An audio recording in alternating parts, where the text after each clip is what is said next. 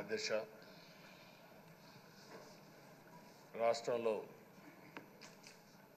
రాష్ట్రంలోనే కాదు తెలుగు రాష్ట్రాల్లో అత్యంత సీనియర్ శాసనసభ్యులు మీరు ఒకరు. బీసీ నేతగా గుర్తింపు ఉన్న మిమ్మల్ని నేడు శాసనసభ అధ్యక్ష పదవిలో చూడడం చాలా సంతోషంగా ఉంది అధ్యక్ష. అంతవరకు మిమ్మల్ని సభలో ఇక్కడ చూసాం, ఈరోజు అధ్యక్ష స్థానంలో చూస్తున్నాం. చాలా ఆనందంతో చాలా గర్వపడుతున్నాం.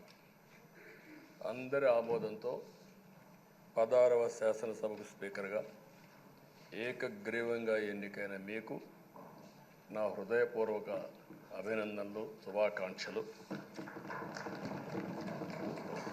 ఈరోజు ఇక్కడ చాలామంది కొత్త శాసనసభ్యులు వచ్చారు. ఒకసారి అయ్యన్న పాత్రుడు గారి జీవితాన్ని కూడా ఆలోచించుకోవాల్సిన, మీరందరూ తెలుసుకోవాల్సిన అవసరం ఉంది.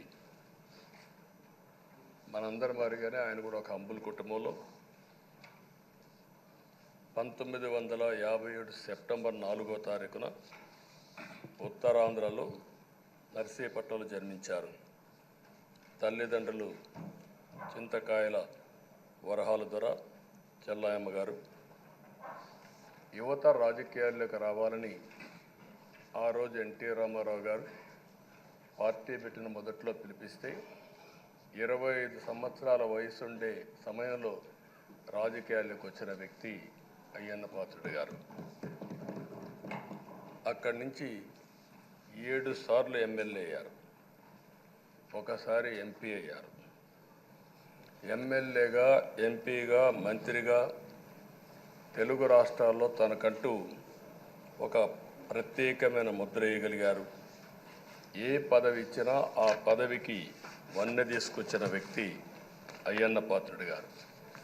వారి కుటుంబం కూడా మనం ఆలోచిస్తే కొంతమంది ఫస్ట్ జనరేషన్లో రాజకీయాల్లోకి వస్తారు. అయ్యన్న పాత్రుడు గారిని చూస్తే 6 దశాబ్దాలు రాజకీయ చరిత్ర కలిగిన కుటుంబం. 1962లో అయ్యన్న పాత్రుడు గారి తాత లచ్చా పాత్రుడు గారు స్వతంత్ర పార్టీ నుంచి పోటీ చేసి గెలిచారు. స్వాతంత్ర సమరయోధుడు గౌత లచ్చన్న సమకాలికునిగా పనిచేశారు. అదే వారసత్వాన్ని కొనసాగిస్తూ అయ్యన్న పాత్రుడు గారు ఇప్పటివరకు పనిచేస్తున్నారు. 83, 85, 94, 99, 2004, 2014, 2024లో ఎమ్మెల్యేగా విజయం సాధించారు. నర్సీపట్నంలో తెలుగుదేశం పార్టీ పెట్టినప్పటి నుంచి వారే పోటీ చేస్తున్నారు. అది వారి యొక్క ప్రత్యేకత. 7 సార్లు ఎమ్మెల్యే గెలవడం, 16 సంవత్సరాలు మంత్రిగా పనిచేయడం, 1996లో అనకాపల్లి ఎంపీగా గెలుపొంది 2 సంవత్సరాలు అక్కడ పనిచేయడం, తెలుగుదేశం పార్టీ పాలిట్ బ్యూరో సభ్యుడిగా 10 ఏళ్ళు పనిచేశారు.